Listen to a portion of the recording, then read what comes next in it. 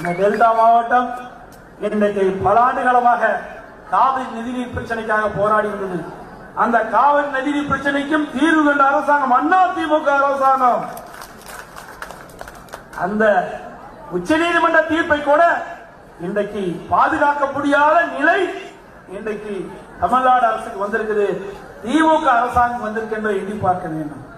நான் ஏற்கனவே இன்றைக்கு அறிக்கை விட்டிருக்கிறேன், நல்லா படிச்சிருக்கீங்க. இன்றைக்கு நிலைமை மோசமாகி கொண்டு போயிருக்கின்றது.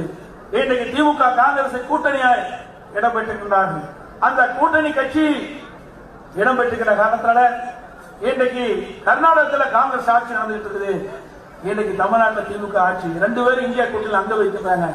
ஏன் இன்றைய முதலமைச்சர் அங்கே கேட்டு தண்ணீர் பெற முடியல? சிந்திச்சு பாருங்க. அதெல்லாம் அவருக்கு அக்கறை இல்ல. தன் குடும்பத்தை சேர்ந்தவர்களுக்கு அதிகாரம் வேண்டும், மத்தியில் ஆட்சி அதிகாரத்துக்கு வேண்டும். தாங்கள் கொள்ளை